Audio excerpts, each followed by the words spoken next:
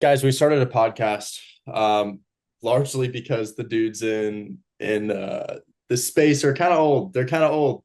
You know, the people who are telling you about wholesaling real estate, they're a little bit older than us. And it seems like the vast majority of our audience, or at least my audience, I can't speak for Zach's, is going to be between like 18 and 25 years old. And honestly, when I first started wholesaling houses, I was watching Kong wholesale to millions. I was watching Wholesale Hotline, Jerry Norton, Brent Daniels, Jamil Damji, Pace Oh, Moby, wow.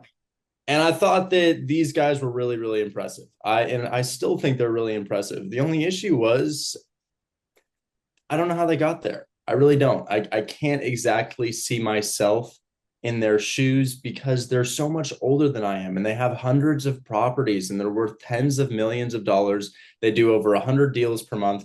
And I wanted to hear from somebody who was a little bit closer to my stage in life. So I was living in a college apartment about 6 months ago, and I just purchased my dream house through wholesaling real estate. And really, everything's taken off for me in the past 2 years because of wholesaling real estate. When I started, I watched Zach, and he paved the path for a younger individual to show me how this is done. And I've turned it into my own thing. We have two different ways of doing wholesale and real estate. Today, we're going to be chatting about what we think the best way to get your first deal is. Those are two drastically different methods. But Zach here largely does on market, or I'm getting it mixed up. Zach here largely does off market. I largely do on market. The difference between the two is you're going to probably encounter some difficult agents on market, but you may be able to get something in a couple well placed phone calls. Whereas off market, you're going to get some disconnected phone numbers. You're going to get some sellers yelling at you, but you could also get yourself $100,000 check. And I think Zach has something pretty close to that pending right now. But Zach, what do you think? How are you getting your first wholesale deal if you're a beginner? Not just in methodology, and also your schedule and your mindset and what you're saying to yourself before you begin this journey. Oh, yeah. So I've had my run-ins with all of those people. So no comment. But one thing I can tell you is I own a lot of property. I probably am very close to that figure, a little more in wholesaling specifically. Real estate owned is undisclosed. IRS, nice try. But honestly, what I can tell you is yes, I have a very large portfolio. I make a stupid amount of money wholesaling, but I'm also very young. And I think that's one thing I think Richard watched a lot of me for.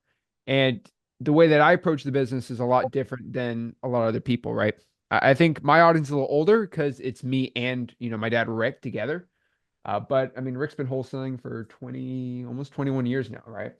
So my approach of wholesaling has always been very, very different than the average person, right? I've always thought outside the box on what the average wholesaling influencer has done, and that's why I had the largest wholesaling course in the country, and I believe probably the largest off-market wholesaling operation that is public, right? I mean, I don't think anyone who is wholesaling that is publicly on the internet is doing more than me.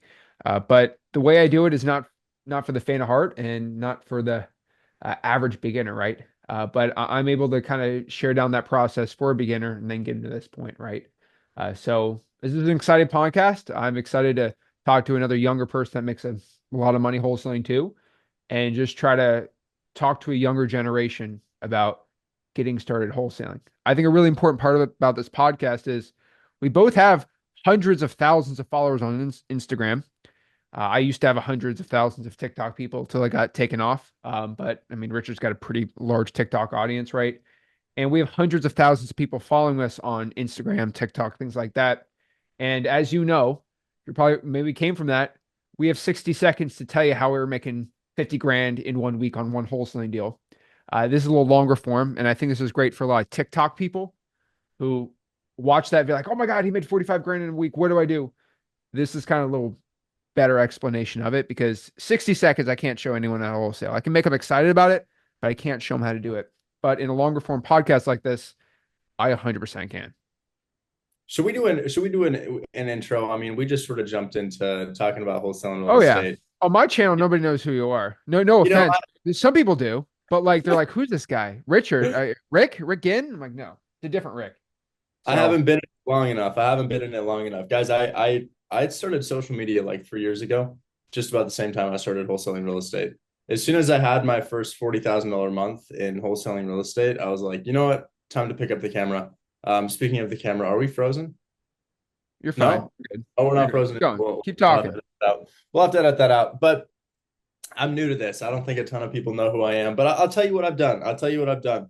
I'm a bit of a real estate investor. I definitely don't have as many properties as Zach does. I disclose how many properties I have because I'm not old enough to know the risks. So I've got 14 doors. I purchased all 14 of them in the past 15 months or so.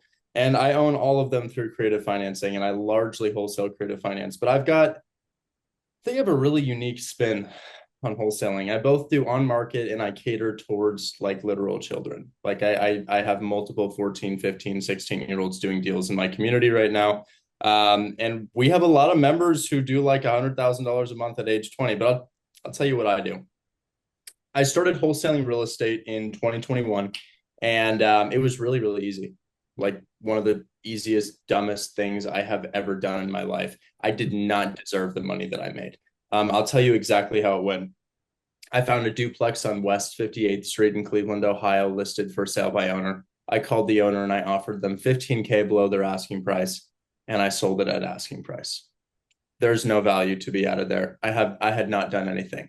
Like I literally just picked up the phone, couple phone calls, did not know why I was calling, did not know what I was looking to secure. I just found a duplex and I was like, oh, I'll offer below list price and it'll work. And it did.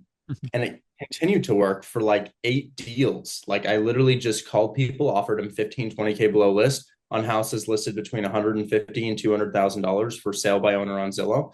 And I was doing $40,000 a month off of this. I didn't even understand the value I was providing to the investors. I was just like, why are you buying this? This doesn't feel real. All I know is it's getting me out of debt right now. So I continued to do it, but it was short lived. That lasted for about 8 months. And then the interest rates went really high. They went really, really, really high. They went from 2.5% all the way close to 8%. And that strategy, I say strategy in quotation marks because there is no strategy. I was literally just like, let's try to make an offer. And if I got an offer accepted, it was good. We got the offer accepted, it sold. But that didn't work for a long time. So I pivoted to creative finance. And I noticed that by myself, I could probably do about 4 to 6 creative finance deals per month. If I hit the phones and I called people on Zillow, probably 4 to 6 creative finance deals per month. And that was great. Each one was selling for about $10,000 to $20,000 a pop. I was doing low equity. I was doing seller financing. I was dabbling in novation agreements. And I was happy about that. That was working. I was doing that as a college student. But that quickly turned into a social media fueled creative finance wholesale engine. And what I mean by that is my business partner, Chris, created this platform called Buy Box Cartel. We scaled very quickly to 13,000 deal finders on Buy Box Cartel. These people were paying a monthly subscription, also receiving education 8 to 12 hours per day. They'd go out and find the deals, and it allowed us to generate upwards of 100 contracts per week. And that's how we're doing about 40 to 50 deals per month right now. I say 40 to 50 because a lot of those contracts, not going to be deals, not going to be deals, Yeah. something that we're on right now. So I teach other people how to wholesale real estate, and I demonstrate that by wholesaling live on TikTok myself. I have currently 11,000 deal finders. I mentioned we peaked at 13,000. We dropped back down to 11,000 deal finders, and they generate anywhere from, I would say, 75 to 100 contracts per week, largely with creative finance, sometimes with cash, but all of them sitting on Zillow, literally just sitting there. Anybody could go after them. And we stream the entire thing on TikTok every single day. So as of right now, I do my own wholesale deals, but honestly, anytime I get a deal, I keep it. When I call and I get a yes and I'm interested in that property, I don't wholesale it, I keep that property. Every other deal that we get from the community usually gets wholesale. I purchase some of them out of the community, but yeah, we teach people how to do creative finance off of Zillow. I think that the off market stuff is really good, but it can cost a little bit of money unless you're Zach and you know how to make it not cost any money. And I should probably let him chat about his method now because I just yapped for a solid like 10 minutes.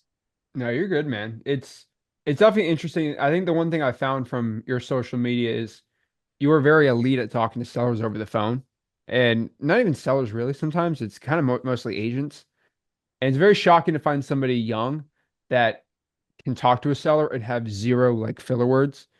You're not flustered, right? Like you just go in there and you do it, it's pretty dang impressive, right? And it's not like it's zero nerves from you, right? And you're able to just go in there and straight up talk to a seller. And that's, I think, one of the most impressive parts that anyone in wholesaling can take from your stuff is just like, wow, this guy knows how to talk to a seller on the phone or an agent. No problem at all. And you're not licensed, right? No, no, no, no, no, no, no, no, no, no, no. I There don't we have time. go. There we go. Even better, right? But yeah, and then you kind of got me, right? I do roughly 100 deals a month, and it's not 50 or 60 JVs, right? It's usually going to be around about a third in person, like actually in Florida, then a third virtually, and then another third from just JVs. I used to do a lot more JVs.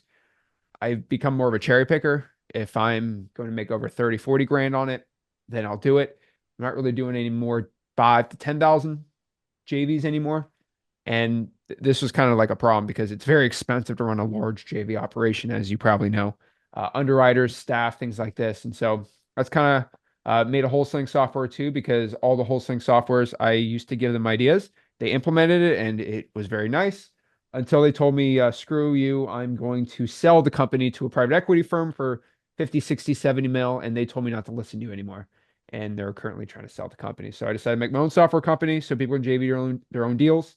Very similar to Richard too, and it assists in my JVs. So that's how we do it.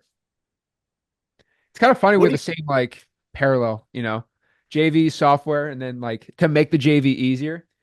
But that's the similar move, man. similar trajectory, different methods, similar trajectory. I mean, we both started posting on social media. We both have the traditional background. I've got my bachelor's of science. You probably also have a bachelor's of science. What did you get your degree in, Zach? Business administration. We literally have the same degree. We have the same degree. We entered into the same business. We started wholesaling, different methods of wholesaling. And now we both have software companies to assist in our wholesaling operations while also posting our progress on social media. I would say that the real trick to becoming like immensely successful in wholesaling is filming your journey.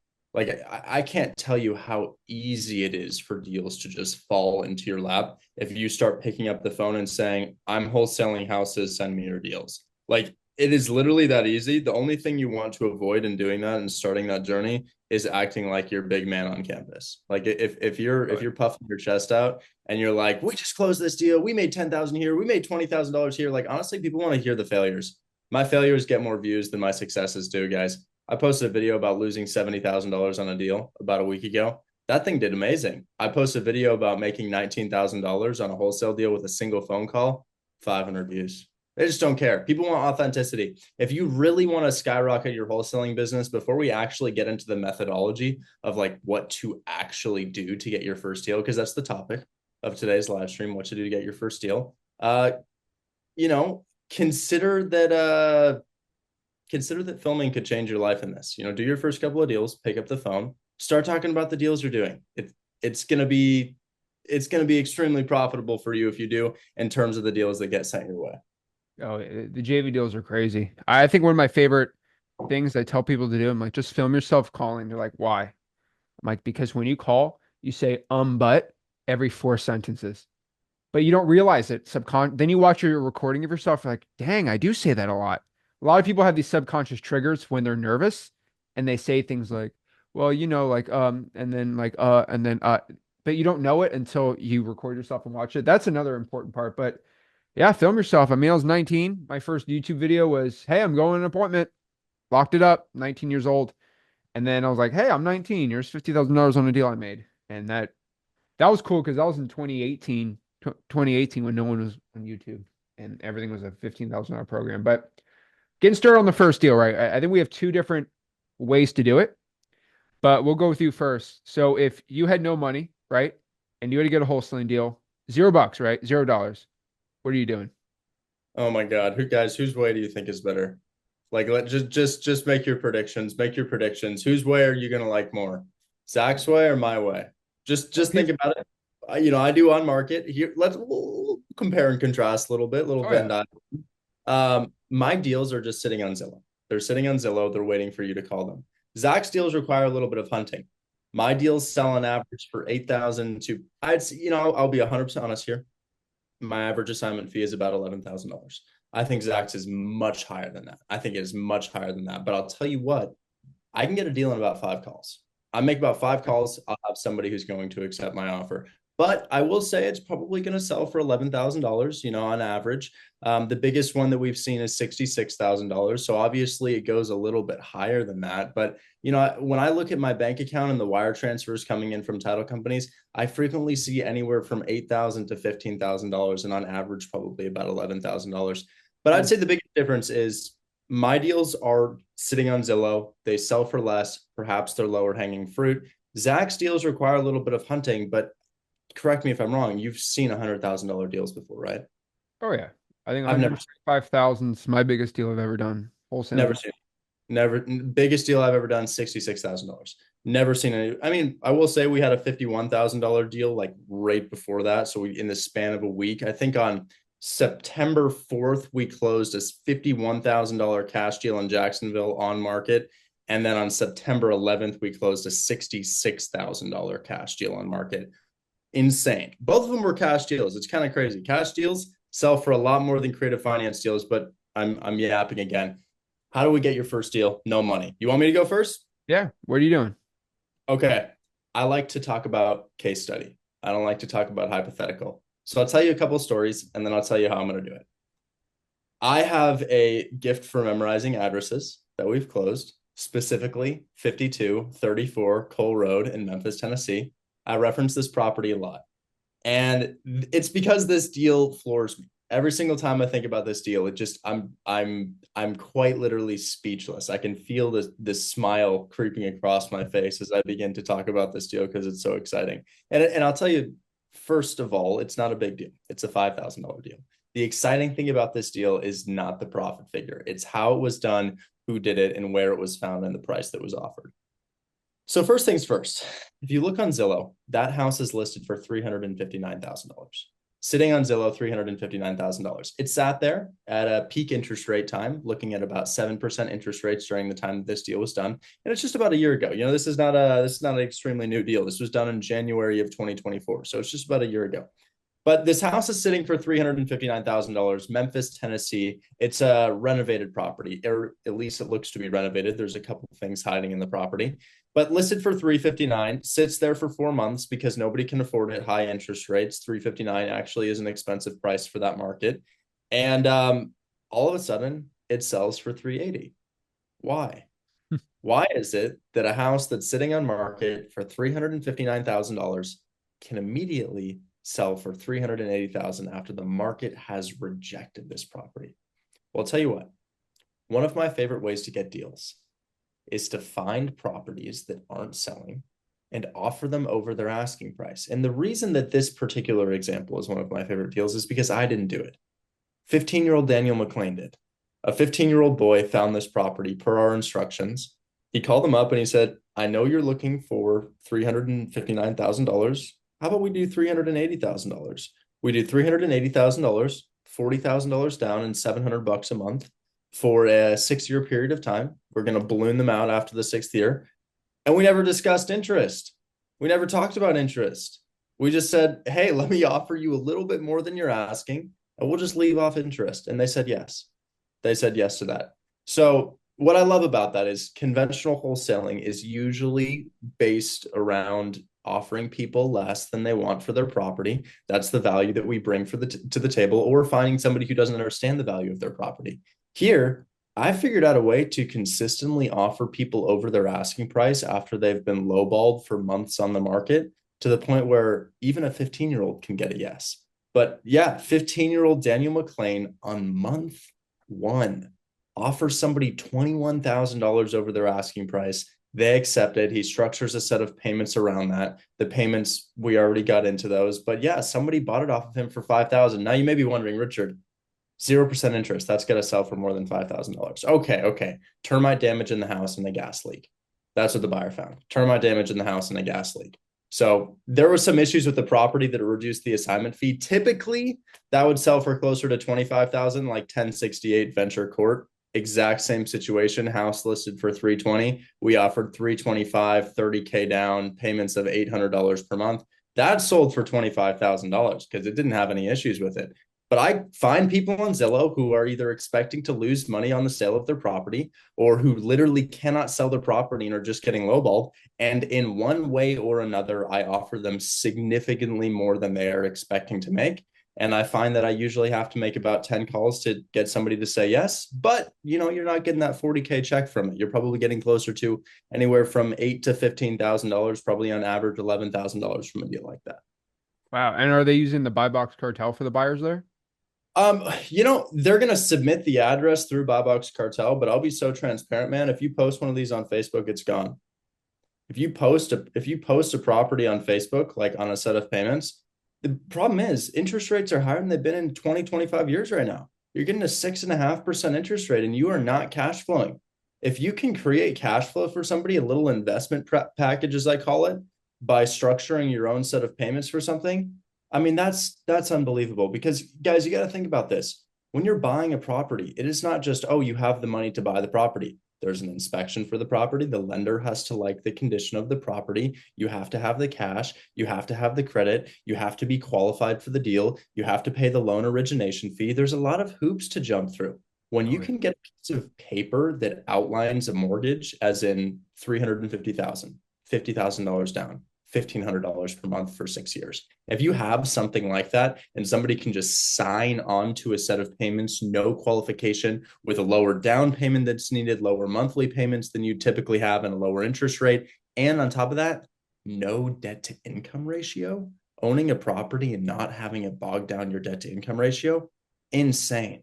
So sometimes they don't even cash flow. And the thing that all of these have in common is on market deals offering the seller more than they are expecting to get in one way or another. And as far as the buyers, you can find them on Facebook. You can submit to Buy Box Cartel, but just know that it is an immensely desirable little contract piece of paper you have containing a set of payments. And I think the one thing Richard doesn't mention here, because there's always the guy in the comments, oh, actually, as they do on sale clause, you got to lose, and then like, No mortgage. There's no mortgage on that property. so if there's no mortgage on the property, then it's owner. If you throw that thing on Facebook, owner financing, you're good. I'm talking about for a subject to deal, and so it doesn't work because of the due on sale clause. But if you actually read the Garn Act of how due on sale clauses work, which I've told everyone for 6 years now, I think, if you do it in the trust, that go like it just you can't do on sale. I've had two due on sale clauses called on me. Banker can't do a dang thing about it because it is for family planning purposes. Literally two calls won't happen. But if there's no mortgage, if you put, I love rent to own. Those are fun. And I've been telling you about lease options forever. But the, the amount of people that don't know they can sell a house on owner financing is actually insane. But it became, that's why you might not know this, but like that's why the Garn Act actually became a thing because people were doing that. They were just everyone was just moving deeds no problem, and the banks are like, well, we're not making money on this anymore, right? We're at 8% interest, and these guys are just moving deeds over. Well, we're gonna they could literally create the due on sale clause because they couldn't make money, but they put that exception in there, and that's how we make money in real estate. I mean, We got to provide some context. I talked about making a set of payments for a property, and we quickly jumped into some objections that we see frequently, the due on sale clause. there's There's a lot of objections with that. That's I think the main issue. If you don't know how to answer them, you're cooked. But very that's why you kind of show people though. Very cooked. So there's two sides of it, guys. First thing you need to understand about my business: seller financing a property, usually no mortgage on the property. You could seller finance a Yeah. property that does have a mortgage if perhaps it doesn't have full equity on it. Yeah. But seller financing, general rule of thumb, there's not a mortgage on the property. I don't call it sub two and I don't call it a trust acquisition agreement. I call it a mortgage takeover deal because there's so many different ways to do it. You Yeah. could even do the lease option as Zach's talking about here. But seller finance, no mortgage on the property. And seller finance is as simple as this phone is worth $1,000. How about I buy it for $1,100 with $100 down and $50 per month? That's seller financing. You may not think you know about seller financing until you open your garage and see that there's a car inside and you owe payments on it. Or people buying their phones now. They're financing their phones. They're literally financing everything. I mean, your credit card, it's the exact same thing, guys. You literally just make payments on it. But when you can escape this system of payments, because The United States actually revolves around making payments for things, buying things that we can't actually afford. And when you can escape that system and just make payments with an owner, that's great. It's not tracked on your credit. You don't have to qualify for it. There aren't penalties if you miss your payments. Sure, you could lose the asset, but as far as the penalties for like missing payments on a car, missing payments on a house, and the what happens after that, the recourse of missed payments on an asset that you own and you've signed on, very, very bad. So I create sets of payments for things that don't have any payments in place. And that's great. People want to buy it because you don't have to qualify for it, lower interest rate, lower down payment, whatever it may be. But also, I take over payments from lenders. So sometimes you'll see a situation where somebody has a loan with a historically low interest rate, an interest rate that you're never going to see again. We take that over. Zach was just mentioning the due on sale clause. If you take over somebody's mortgage and you don't do it by which the way the bank wants you to, as in go to the bank, sign your name on the line, give them your credit score, debt to income ratio, all of that stuff, they could say, hey, wait a second, you took over this mortgage and you weren't supposed to, so you owe me everything. They want that Everything. loan origination fee. That's what they really want. They do. They do. So they'll call it due on, it's called the due on sale clause, because if you sell a property and you don't pay off the mortgage and you don't do it the right way, the mortgage company could come to you and say, I need all of this. I need all of it right now, and there's nothing you can do about it. But we have some loopholes, and we'll get into that. But I don't want to distract from the topic here. I think that that may be for a little bit later in this podcast for another episode.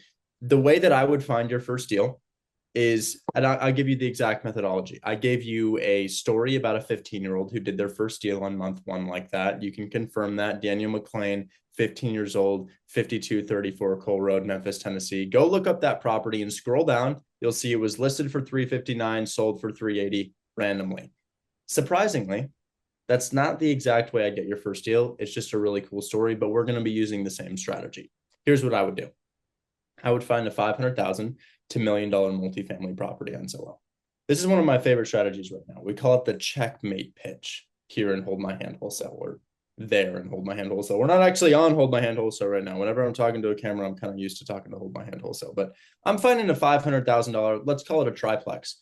And let's say that that triplex is in St. Louis, Missouri. Could be Memphis, could be Akron, Ohio, could be Portland, Oregon. Doesn't matter. But if you have a $500,000 triplex, it's probably not cash flowing at market interest rates. And a triplex is usually for an investor. You know, a retail buyer is not always living in a triplex. They could house hack, but usually it's for an investor. So cash flow is really important. So what does a $500,000 triplex in, let's say, Memphis rent out for? Well, if each one is a 2-bed, 1-bath, Memphis, probably $1,200. I'm thinking $1,200, and maybe you're bringing in $3,600. But guys, here's the problem: your mortgage on a $500,000 house right now, it's in excess of what you bring in. So here's what I do: I would find that $500,000 triplex. I'd call them up and I would actually make a cash offer, like an insanely good cash offer. I'd say, you're looking for 500,000. You've been there for 4 months. I'll tell you what, let's do 480. I got capital gains to burn. I got to get something right now. I'm going to give them crazy terms too. I'll say, I'll waive the inspection period, $480,000. I'm going to get a mortgage on that. I'm going to put 20% down. We're going to do $5,000 non-refundable EMD within 24 hours. The dream terms, the perfect situation for a realtor. I'm going to send them the proof of funds that we get here and Hold My Hand Wholesale. And they're going to be like, wow, yes, I'm so ready to do this. And I'm going to use language that lets them know that I'm an investor. I've got a 1031 exchange. I really have to move on something. IRS has given me 90 days. The realtor is immensely hyped to hear my cash offer. At this point, you're confused because you're like, Richard, that's not a deal. House that's been sitting on the market for 4 months, 500K, you offer 480. That's not a deal. I know, just wait. And then I say, by the way, what does this bring in per month? What does this bring in? And they say, oh, well, the property's going to bring in about $3,500, $3,600 per month. And I say, oh, awesome. That's so great. By the way, my mortgage is costing me $4,000, probably because of my interest rate. Do you have a lender who could get me like a 3% interest rate so that I could cash flow on this? Realtor says, no, sorry. And I say, okay, but wait a second. You've got a triplex bringing in 3,600. My mortgage is at $4,000 per month. You can't get me a lender that'll give me a lower interest rate so that I can cash flow? No, can't do that. Okay, well, what's the solution to this? Is your seller willing to accept a lower offer than what they're asking? No, sorry, no. And I'm like, okay, what's the situation here? You've had a triplex on market for 4 months. If I get an offer accepted at your asking price, I'm losing money monthly. You can't get me a lower lender, and you're not willing to accept the lowball offer. What do we do? The realtor's silent. Uh, Unless they're a savvy realtor, at which point they say, oh, well, we're just waiting for a homestead buyer. And I say, of course, absolutely. The homestead buyer, I'm sure they're right around the corner. By the way, I noticed the income in the area is about $40,000 per year, just based on the zip code, and you need to be making about 150 to qualify for this. So retail buyer can't qualify, investor can't qualify, you can't take a low ball, we can't get a lower interest rate. How are we supposed to make this work if I'm losing money every single month as an investor? And they have no answer, none. They can't say anything. They can't say retail buyer. They can't say lower interest rate. They sometimes they say make a cash offer, and then I'm like, dude, I'm trading $500,000 for a return of $2,500 after taxes and insurance and expenses. That's a terrible cash on cash return. Why don't I put my money in the stock market? So there's nothing that they can say. At which point I say, I'll tell you what, I don't want to do this, but I do have capital gains to spend. Instead of 500, I'll give you 550. And I hate this idea. I don't really hate this idea, but I say, and I hate this idea to make it seem like it's not something I'm actually pushing. And after that, I say, well, why don't we just do it on a set of payments? I'll offer you 550. I'll give you $60,000 as a down payment. I'll go ahead and I'll make you payments that are, call it $1,500 a month, and I'll only have you in this set of payments for about 72 months or so. By the way, I hate this idea. Are you sure there's no way you couldn't get me a lender at a 3% interest rate? And they say, no, I can't get you a lender at a 3% interest rate. No, we can't accept a low ball. And no, my seller's not looking for this. And I say, I'm not looking for this either, but do you have a better idea? And then they go to their seller and they use that exact same logic. They say, hey, we got an investor who wanted to offer full price in cash, but losing hundreds per month, losing thousands per month on their mortgage. And I know you're not willing to accept a low balls. I really don't see a better option than making payments here. And I continuously reiterate throughout that phone call, I don't want to do this. I don't want to do this. Are you sure you can't take a lower offer? Are you sure you can't find me a lender with a lower interest rate? And eventually they just yield. They just yield and use the exact same logic. They play a game of telephone, pitch that to their seller, and we're able to get like in 5 calls a yes. And a multifamily, good news there is that assignment fee is between $20,000 and $30,000. This doesn't work very well for single family houses. It needs to be multifamily because a single family house, we don't care about cash flow. There's a retail desirability. People are going to make poor decisions just because they like the property. This has to be a multifamily, but in essence, find a multifamily that's not cash flowing, offer them close to their asking price and say, oh, but I'm losing $2,000 a month on this property. How do we solve that? Realtor will have no answer. Solve the problem that you just created with that pitch of making the offer close to asking price with seller financing over asking price while reiterating, I don't want to do this. I don't want to do this. Are you sure you don't have a better way to get it done? To make it seem like it's their idea. That's literally how I do pre-foreclosures. You know, they say, well, no, I'm going to do that. I'm like, well, that's literally, I just eliminate every other option except for cash offer. You're going the realtor and you're just, because they're like, well, I could do this. And then you're just eliminating all the other options where the only option is you. Perfect. It's sales 101. It works every time, but it only works if they come to the conclusion of it. If you tell them this is what you have to think, it ain't going to work. It works every time. They got to come up with the idea themselves. That is so true. And guys, I mastered that pitch about 3 months ago. I had been doing the exact same thing for mortgage takeover deals. And the mortgage takeover deals, they're expecting to lose money every single month, but it's a more nuanced process. So this is what I give to my beginners instead of making a sub 2 or trust acquisition agreement offer. That's a little bit complicated. And I had a great way, and I still do have a great way to get that accepted. It's very similar. But when it came to pitching seller financing, up until the last 3 months, I was trying to tell them of the benefits. Well, you should accept this offer because I'm offering over your asking price. I'm giving you a good down payment, and your seller's going to make more money, and they're going to save on capital gains, and that's a really good offer. So you should accept it for that reason. We didn't do seller financing deals. We did not do seller financing deals. It was not getting accepted. I was like, yeah, seller finance is great, but it's so hard to come across. And then I just realized, why don't I just make it seem like their idea? Why don't I just find somebody who's completely failed to sell their house due to a lack of cash flow? and then just run through every other option and say, oh, I hate the idea of paying over market value for this on seller finance terms, but is there anything else we can do?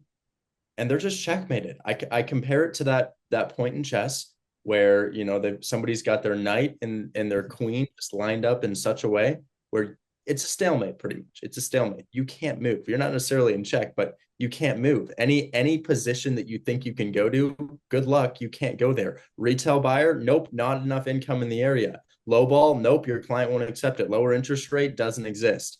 This is the only solution. I love it.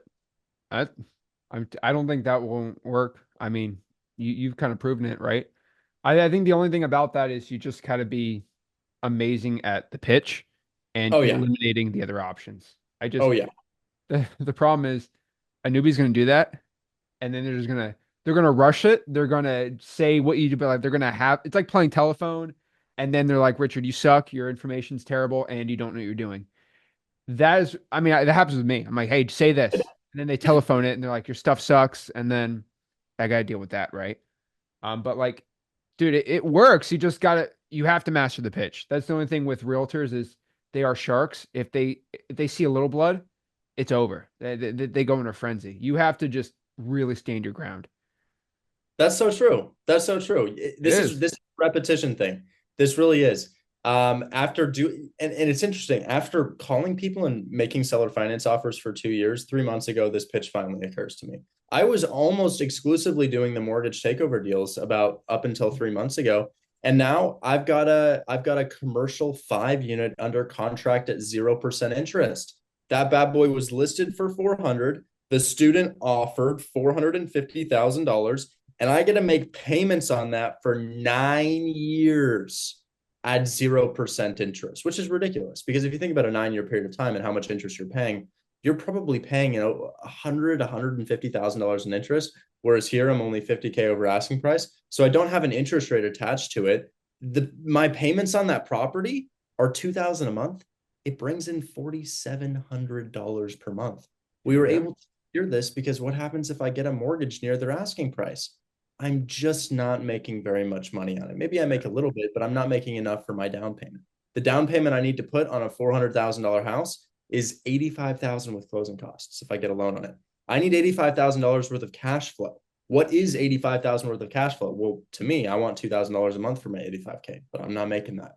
So we call them up and we'll just give them the simple truth of it. Is this why you've been on market for so long? Do you think this is why the house has been sitting? Why you've been lowballed? Because if anybody gets a loan on this, they're losing money per month. And it's a 5 unit, so you're not getting somebody to house hack a commercial 5 unit. I mean, that's not happening. This works better the larger the multifamily. If you can find a 5 unit, a 6 unit that doesn't cash flow, their excuse of, oh, well, we're waiting for a retail buyer, that doesn't exist. No, no. You are now waiting for a retail buyer to buy your commercial multifamily. Hell no. You need an investor. Investor loans are based on cash flow. If I'm not cash flowing, you are in trouble. Oh yeah. I think the key there is it doesn't cash flow because there's a lot of them that do.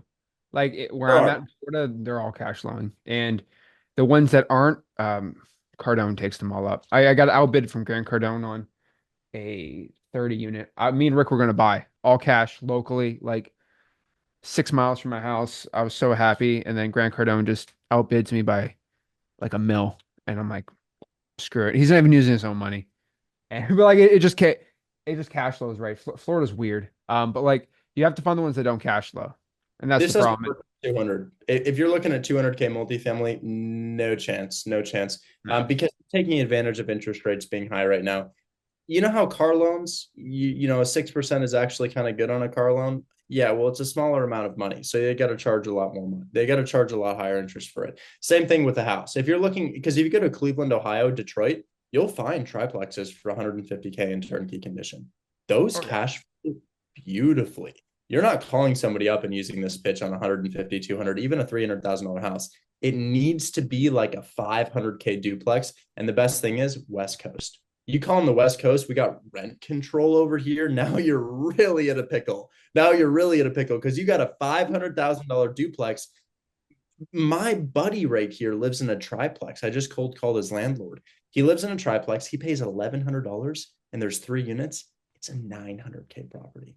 That is a $900,000 triplex in Portland, Oregon, bringing in 3,300 gross. bringing in $2,400 net, and actually less than that when you factor in the expenses of just managing the property in your management company. So you call somebody on the West Coast, you're like, dude, I love your property. I'm so excited. I really want to buy this. I want to offer you your asking price. I'm ready to go.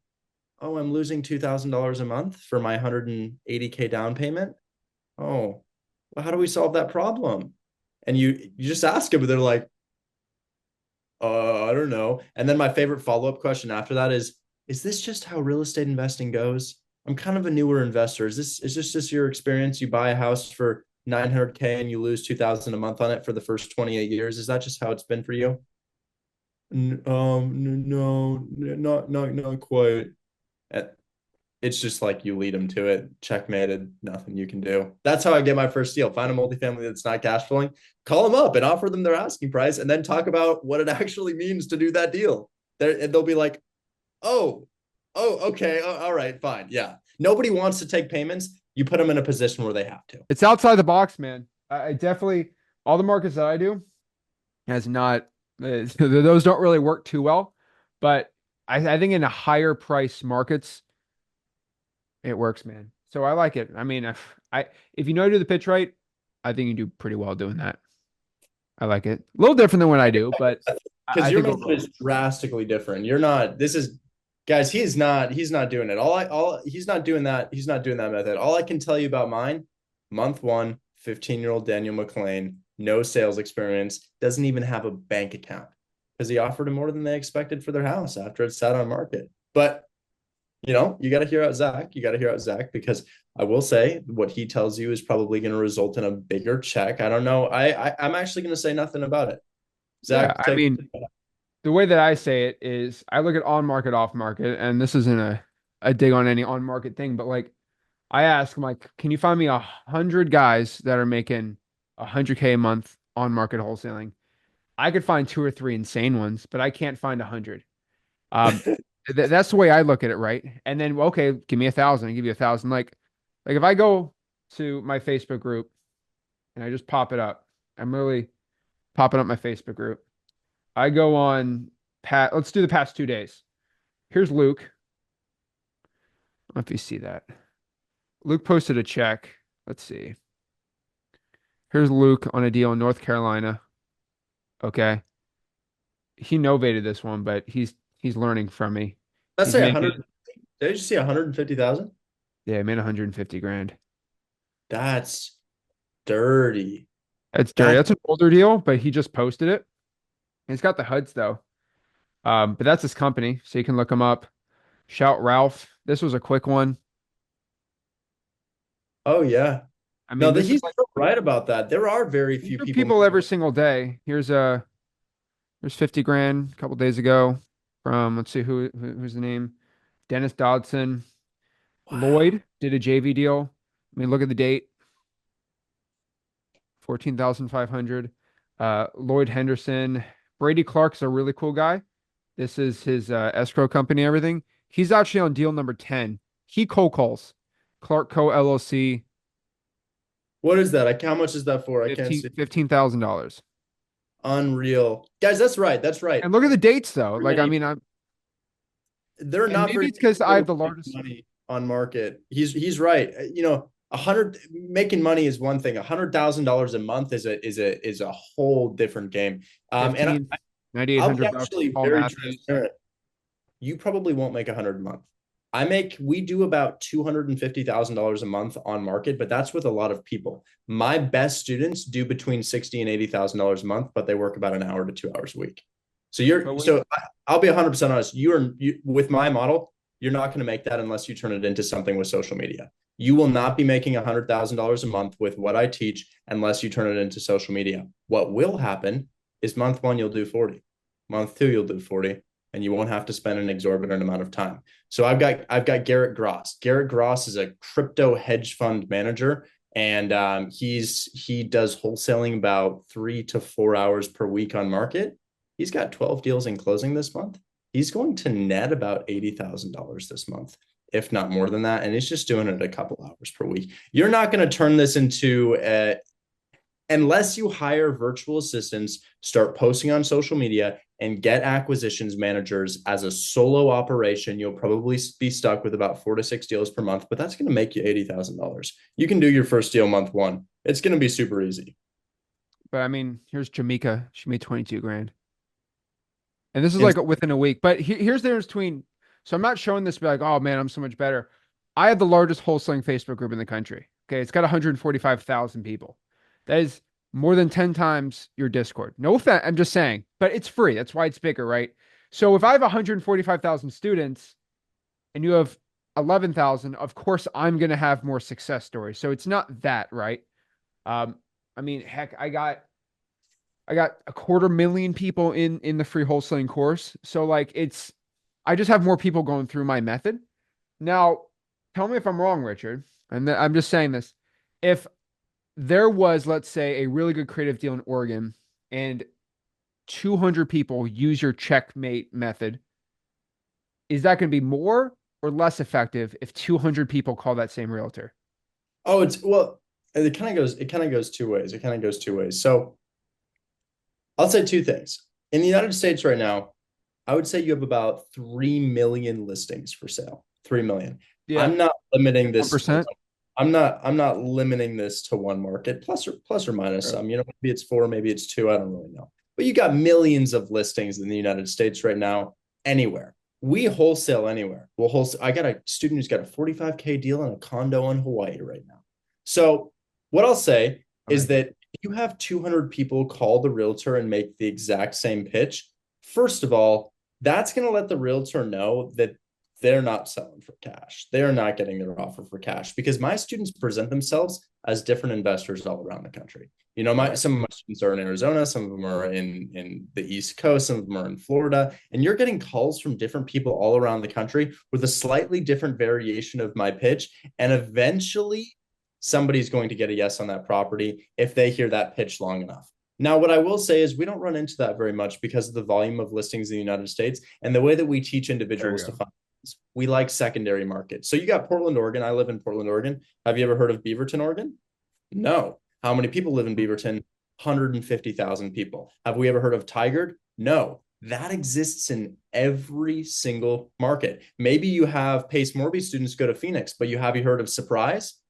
Maybe, maybe not. But we got deals closing in those secondary markets right now. So what we teach is we teach people how to identify secondary markets, tertiary markets, and Hmm. get those deals done. Omaha, Nebraska, excellent example, but there's even a subset of Omaha, Nebraska that nobody is looking. Canby, Oregon. Nobody's ever heard of Canby, Oregon, but hey, we got deals closing there right now. So I would say, yeah, if somebody calls the realtor 200 times, they could be upset, but also it could work the other way. And the realtor go to the seller, be like, dude, I just heard it again. I don't know. We either deactivate this listing or we sell on seller financing. And I hear that story happen a lot.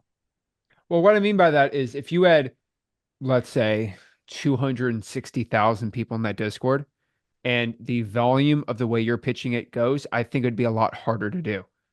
That's the problem, and because but your Substack's 3 million and but the thing is you are actually going against probably the worst one, which is people pitching those deals subject to. And they do the regular subject to pitch, which I'm not going to get into it, but you're probably used to it. It's absolutely terrible, right? And then you deal with a realtor that is like so sick of the subject to, and then you use your own unique method on it and you clean shop, right? And so the point is, if everyone does the same pitch, it doesn't work well. If you know how to expand everything, so if I can only do owner financing, I'm screwed. If I know how to do a cash deal, all these things will work really well. But the reason why I think I have a lot of success is the sheer volume. And these people are going after 60, 70 different type of lists. They're going after every single market in the country. But the one advantage that I would say you have more than anything on a seller finance is, yeah, it's in my opinion, it's a limited subsect of sellers, but the buyers are basically unlimited. Who wants a house? Anybody who's over the age of 18 that doesn't want to live with their mom, right? That's like so you could sell any owner finance deal to anyone over 18 that has a job pretty much. For me, I have to sell it to a pretty much a rich landlord or a house flipper. That's pretty much it. So there's pros and cons to both of them, right?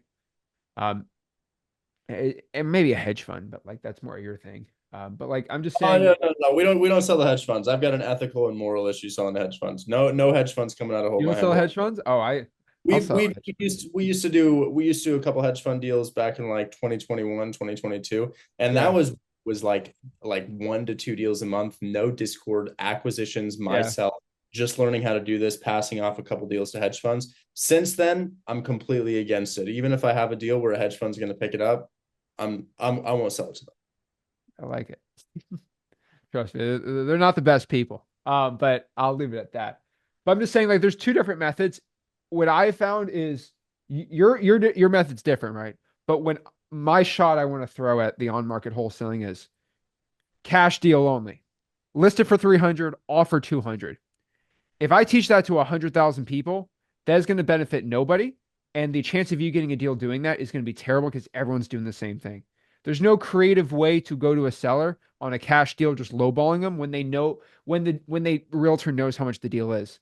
But the secret I find from you and the secret I tell people if they do on market or FISBOs is you have to find the distressed realtor and the distressed property.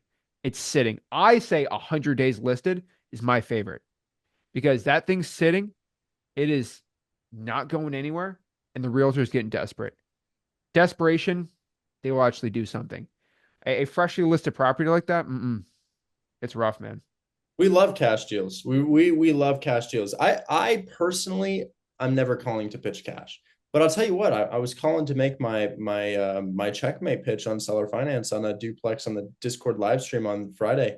And this woman tells me like, yeah, it's actually a teardown. It's not a teardown because it's in bad condition. It's a teardown because this property's not bringing enough for it to actually make sense for you, which is actually what I was going to call her about to pitch, as you guys know. And she says, hey, it's probably worth the land value because this is in Houston, Texas. Everywhere around this street was just fully gentrified, fully renovated properties. And I'm talking to her and she starts really pressing me for an offer. I'm like, no, this is not my business model. We don't tear down, we don't do new construction. And I'm using this to push back because I want to see how much she's going to give me. And we agreed to $150,000 below her asking price in cash.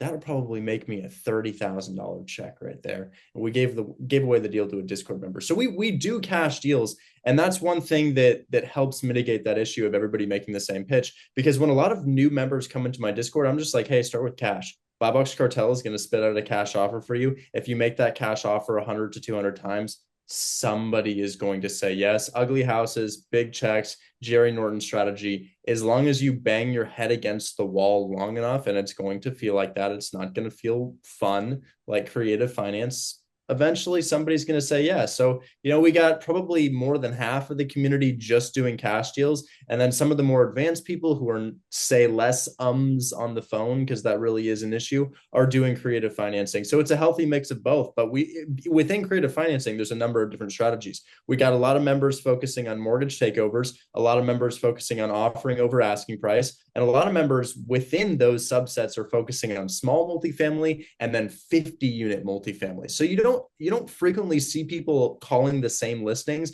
with the secondary markets, the different strategies within the actual acquisitions methods. And then you got a lot of people focusing on just cash deals as well. So I find that if you can find a niche within the three main methods that we teach, mortgage takeover, seller financing properties, and then cash deals, and then you focus on a certain type of property within that, you're not going to be running into any competition. I agree. I mean, software makes it a little easier, I'll say. And some of the softwares that you've mentioned have had some pretty bad MLS issues lately. So Yeah. hopefully that gets fixed. But I mean, that's why X Leads, it's daily updated stuff like that. But I think for what you do, if you don't have a software or MLS access, it gets a lot tougher to do. Oh Um, yeah. that's the one thing I will tell you. Like going to Zillow's, it the problem with the method that you teach is the only thing that's really difficult is if you do not have like secret information. Like I already know their equity before I call, not knowing if they have full equity or no equity. If you have to guess, oh, it's tough. Impossible. It's not So doing. It's really that, not. that that's the thing about like it just wasn't meant. I know you didn't mention it. I'm like It's I think true. it should be mentioned. Like we should know something about equity, right? So 100%. like I don't care what thing you do, right? There's free softwares out here. There's X Leads, there's PropStream, right? There's other ones, but like I'm telling you, if you are doing MLS stuff, because if you come in hot on owner financing, it should be a subject too. There's no way you're like Oh, you're backtracking. It's it's tough, man. And then comps, figure out what it's going to rent for. Just, I mean, I've tried to use Rent-A-Meter. This stuff sucks. You need to get really good comps in there. But I, You need to know equity. You need to have, so guys, what he means to say is you're going to need a software program. So in off market, maybe you're going to need some text blasting software. Maybe you're going to need a CRM, something like that. In on market, you need to go into that call knowing their equity. So I need to either go into that call knowing that this person doesn't have a mortgage on their property, or I need to go into that call knowing that this person is over leveraged on their mortgage. Those are my two most common situations for creative finance. Of course, there's other situations, but you need to know one of those two things. And the only way to find that out is with a program like Batch Leads, is a program with PropStream. And those are typically going to run you anywhere from $50 to $100 a month, unless this guy no, they're here. 120. They're more, and they got little bots that. Yeah, I'm not going to get into it, but They're expensive, but yeah, you very need to have expensive. something like that. Unfortunately, that is one of the cons of on market. So, you're not going to have any upfront marketing costs, but you are going to need to probably cop yourself a subscription. However, you get this, there's certain ways to finesse Let it me to tell get you a it. better one to do. Just find somebody who has a software and ask if you're really broke. Like that. That's what I'd say. Like, oh, you have batch. Well, can you tell me the equity? Help me out. Somebody who could JV with you could possibly do that, right? That's I bet very true. if somebody sent you a stupid deal in Portland, you could probably go into your software of choice and go in there and do it and help the guy out. That's very true. That is true. And then, of course, if you get yourself, so like, let's say you're doing this with a couple friends, a couple friends are seeing this podcast. Okay, I want to start on market because I know I can get my first deal in a month there without having to spend too much money. Well, you guys can get your first month free on a company like PropStream or Batch Leads, and then any additional user that you're going to add, only $20. I know Batch Leads does it for free for 3 users, so you can get the base subscription of Batch Leads at $120 per month, and then 3 additional users for free. If all 4 of the people, the main users and the 3 additional users who are on that, split that, what are you looking at? $30 a month? No We problem. get X leads 49 a month, split with 4 people. Yes, And it's yes. got free unlimited skip tracing. Dude, his program's better. His program's better. All I'm saying. I'm not All I gonna could fight, but say is all I could say is we don't drop the MLS data. oh, really? That's all I could say. Really? You don't have the MLS data? No, we don't have it dropped, or we don't Oh, have it updated every week. It's updated daily. It's oh, like first oh, thing I every see. week. I see what you're saying. I thought you were saying no, we don't offer MLS data, and I Oh was no, just you have to have the MLS data, man. All I could say is my software is really good for the off market stuff. The on market, maybe you want to try a different one, but some of these other ones, man, the MLS stuff's really bad. That's all I could say. it And is. I can tell you off, some of the fun stuff about it, but it's definitely interesting. I mean, if we're ever in a situation where you have to have MLS data, then reach out to a realtor type guy. But honestly, if you're a beginner too, and I'll leave it at this, if I would go in someone in your Discord and be like, "Oh wow, you're making 100 grand a month. Can I just JV with you for like the first 3 deals?" That guy will coach you for free and get half the deal, and you have 50 grand a month of coaching absolutely for free. I know you personally want to take the guy's call every single day about his problems, but that guy probably willing to do it. I have people in my Discord do that. I have a guy who's making 70 grand a month. He'll answer any phone call, any question you have on wholesaling, as long as you send him the deal, the JV with him. And he'll make 30 grand a month with you. We have a That's where similar. coaching's going. I don't make a dime from that either. I'm just saying that's the best way to do it. It is. It is. It's a really good method. You're going to get all the sauce for free. We have a similar situation here. All the people who run my Discord work for free, every single one, and it kind of tells you something about this business as a whole. So I have, I think, 13 group leaders, and these are high caliber people. Guys, I got a group leader with $150 million in equity. Equity. Not $150 million in assets, like, not including the debt, like net equity, $150 million. His name's Steven, but he owns multifamily all over California, and he's just crushing it. He goes live in Hold My Hand Wholesale as one of our group leaders every single week. Beyond that, we got one of the guys who's he's a professor of business. He's got a doctorate in business. We got a guy who's won 20 Emmys who owns commercial real estate as well. He's just put all of his like pop culture earnings, like filming the X Games, filming the Super Bowl, into real estate, and I don't pay any of these guys. These are super high caliber individuals. I pay them nothing. So why do they commit hours and hours of time every single week to this community? It's not just the community, it's the business model. When you put yourself out there and you get loud, people just send you deals. Exactly what Zach said. These guys are giving information in exchange for deals. When I put them on a pedestal in the community, they just get a call from a student who's like, yeah, the realtor's interested. I just don't know exactly what to say. 5-minute phone call, $10,000 check. Easiest money of their life. I love it, man. I mean, that's same with mine, you know? And so that's pretty much it. We But got to know how you're getting your first deal. We got to know your method. My method's find a multifamily doesn't cash flow, offer oh, them close to asking. But what are you doing? all those checks I showed you, all of them got a deal from only three things. They sent a text to somebody, they called them, or they put a sticky note. That's literally it. So they pull a list from X leads, or they just pull a government list, which if you have no money, get the government list. For example, you go to the clerk of the court, you find people that died, and the heirs are trying to get ownership of the property.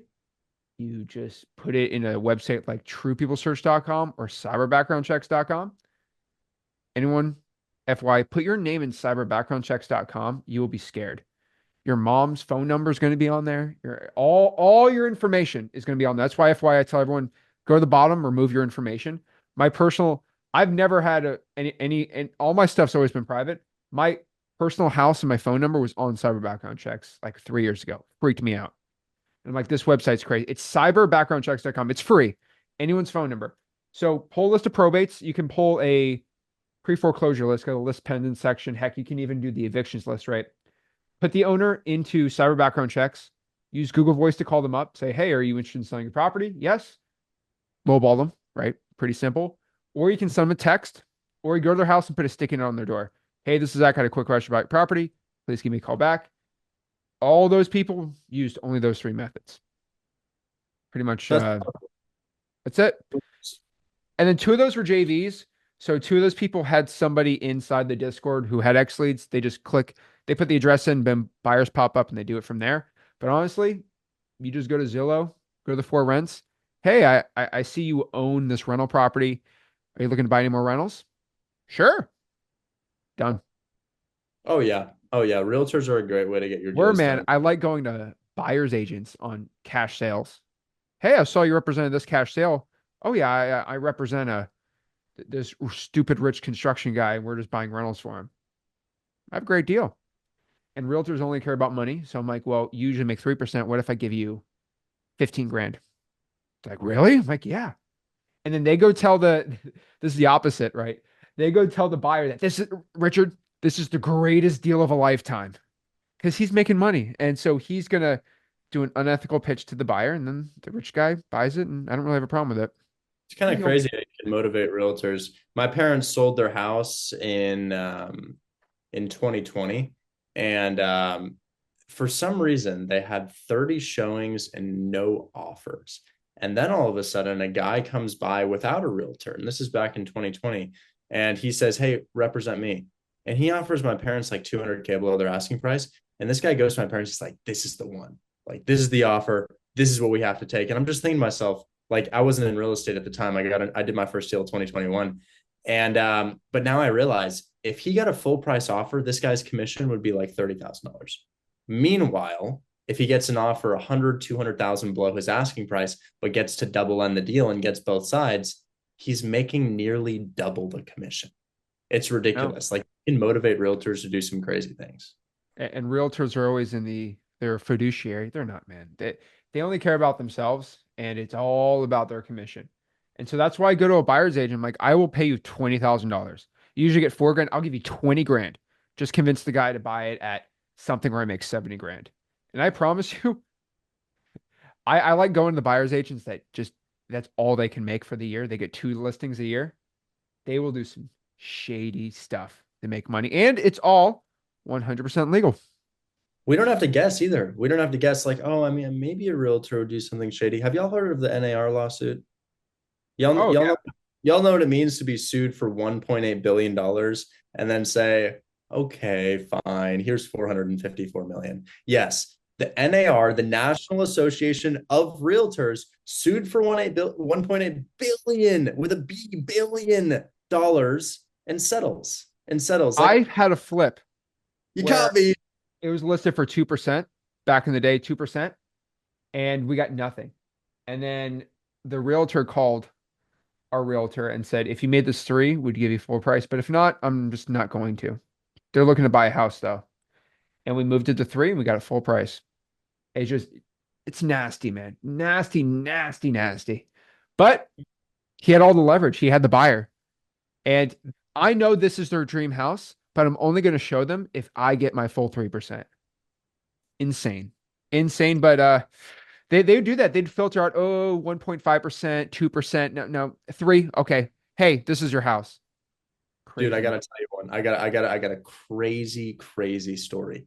I had a situation where a realtor is representing her friend. It was because realtors get their marketing by friends. Like the first thing that you're gonna learn in realtor school Oh, is, it's an MLM scheme. yeah, is list Parallel your market. family's property, list a family's property. So they're always listing their friends' properties. Anyways, this realtor has a situation. It's a low equity deal. The house is listed for $200,000 in Indianapolis. They owe $188,000 on it. And their friend is in the hospital, is literally in the hospital. On top of being in the hospital, their friend is in pre foreclosure and has 10 days before the sale date. Now, this deal didn't cash flow very much. Whenever I find a deal that doesn't cash flow, the way that I get it done is low down payment, super low down payment. A house is a house. Somebody will pick up the house. So I'm like, dude, I understand that your commission is going to have you making $7,000. I can really only get you three on this, and I can get your seller another $7,000. I need to enter this $200,000 property for 10K down because I'm not going to be able to sell this to an investor. It doesn't cash flow. I need to sell this to a retail buyer. The realtor wouldn't budge because they were expecting 6,000. I could only give them $3,000. Their friend is in the hospital for whatever reason in pre-foreclosure. I looked at Link Properties. This is their primary residence. The realtor did not do the deal with me. They said, this is where I need to be. The seller's interested in accepting your offer, but I need this much. And I'm like, it's not in the deal. It's just not there. The money does not exist. And they let their house go to pre-foreclosure, or I'm sorry, foreclosure. They're homeless now. And it's on the record. It's on the seller's record forever. It's going to It's be terrible. stupid when they try to get a car or a house in the future. And when they try to rent a an important property, or if they try to rent something, it's going to be on the record too. And you really screw a seller up in pre-foreclosure. That's why I love pre-foreclosures, man. I put sticky notes on those things because they don't answer the phones. They have the debt collectors, and it's a great deal, man. But Oh my God. there's so many ways to make money in real estate, man. I think we have the next 14,000 topics done already, right? Oh my We just God. talk I about just want this, to keep this, and that. talking. I just want to keep yapping, Zach. I could yap about this all day. What you were just saying about realtors kind of got me thinking about a new strategy we're working on. I recently partnered with Batch Leads, and I know you're mad about that. I know you're grinding your teeth, but We love batch. well, anyways, I recently partnered with Batch Leads, and you know what we're doing with that? That's different than PropStream. They've got a skip trace seller button with same thing as Zach's program, which I think is awesome. But they've got a skip trace seller button. When we call a realtor and the realtor is difficult with us, and we try to, we offer the seller more money than they're going to make on the sale, and the realtor won't present it because they've never heard of it before. Because I do weird things. Um, we skip trace the seller. We call the seller and we say, your realtor wouldn't present an offer that you're obsessed with. What does that tell you about them? And their seller's furious. I'll be 100% honest. I've got addresses out I always say I have addresses. 5380 Milton Ridge Road in Arlington, Tennessee. Seller Olandia Moses had their house listed for 300 and something thousand. Realtor wouldn't present the offer. I skip trace as the seller. I convinced them to drop that realtor. They dropped the realtor. No commission for you. You don't present my offer. Bye. Catch you later. Have a good one. All thanks to Batch Leads. I love batch. They have unlimited free skip tracing for 120 a month. That is a stupid deal. I'm just saying $49 a month for unlimited free skip tracing. I'll give this to batch. They provide a lot of skip tracing to a lot of companies that make it a secret. Our skip tracing is not from them. We've done internal testing, but like you really can't go wrong. I like batch. Shout out to Jesse. I know Jesse, Evo, Annie, the CEOs, the owners. They're great people. When I say about companies that do bad things, they are not at all in my mind. And so I'm still like, I think on their top two or three affiliate, like I'll always promote them. They're great. I just think sometimes people get stuck with the batch leads thing where it's like, I pay 150 for the dialer, they get the 350 a month plan, and then they get in this, and they're paying like 900 a month. You could pay a lot of money once you start getting in that rabbit hole. But that, like, honestly, batch leads is not a bad software. So Oh yeah. Oh nothing yeah. bad to say. Guys, there's pros and cons to all of them. You're gonna need one of them, whether it's batch leads, prop stream, X leads, whatever it may be. You're going to need one of them. I describe it as my sword. If you're going into battle without a sword, it's not gonna go well. It's just not gonna go well. So, I'm subscribed to all of them because I kind of find that, where batch leads falls off, prop stream picks up, and where prop stream falls off, X leads picks up. You can fill in all of the blanks Hmm. if you have a plethora of them, and as an affiliate of them, they give me the free subscription for it. So it's like I use like all of these. Like I use all of them. Sure, they pretty much do the same thing, but sometimes when I can't find a piece of information on PropStream, I get it from batch leads and vice versa. I agree, man. I like it. So, well, for you just say batch, no one can use your code. So you gotta tell people what it is. I usually have a link, right? So I have a link. It's like this.com because if batch ever sucks, then I move it over to the next one. That's the way I like it because I have used batch and I'm like, okay, batch is not doing good. I'm gonna do this one. Then batch does something. I'm like, Freeland, boom. Then we go back to them. So just can't say batch. You have to use the affiliate code. You got to learn the affiliate game. Guys, Zach's hobby in his free time is killing puppies. For that reason, I don't think you should use his affiliate code. Use code Hold My Hand Wholesale if you value the lives of I puppies. don't have a batch leads code, so I think they dropped me. But we love batch. Is it because you're a competitor now? I don't know. They're like Elon Musk. They have a lot of robots, and that's all I could say. I love Evo. We still they provide data for a lot of companies, so they're cool. But all I could say is they still pay me affiliates, so I don't think they dropped me, but I don't think the code works anymore. So I'm not even saying what my code is. That's the funny part. But is it Hold My Hand Wholesale? Why don't you make it like It's HM? HMHW, code HMHW. See, you didn't say that. See, there we go. I, I was too focused on you killing puppies and derailing your own affiliate link, but shoot, you're right. Dude, I got no affiliate for Batch Lead, so What he glad, means man. to say is he makes too much money to care about your additional subscriptions. That's what he means to Oh, yeah. say. All I could all I could say is I think Batch is great skip tracing. I don't think you can go wrong with it. This podcast is sponsored by Batch Leads. Guys, we're about to wrap this up here.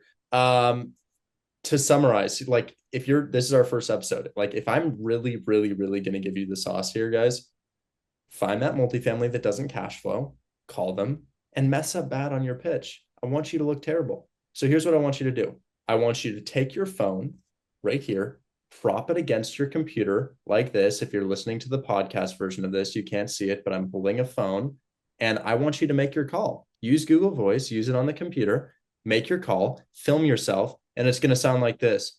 Hi. So we're going to do like payments for your property, and you're going to get shit on, and then do it again, and then do it again, and then do it again. And people are going to see your natural progression on social media.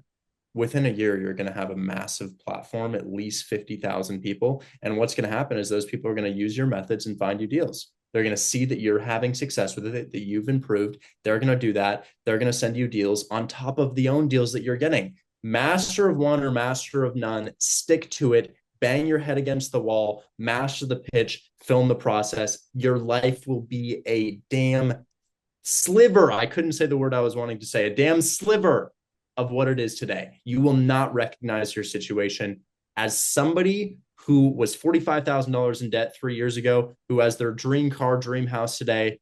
Film yourself making calls, fail forward. Don't worry about looking stupid in front of your friends because I know that's your main concern. Just do it, as Transformers Man says. What's his That's name? it. Shia LaBeouf. There we go. There we go. I told Richard this before the podcast. He was just having rich people problems. Oh, my yacht is just not as big as the other guy's yacht. And I'm like, your problem.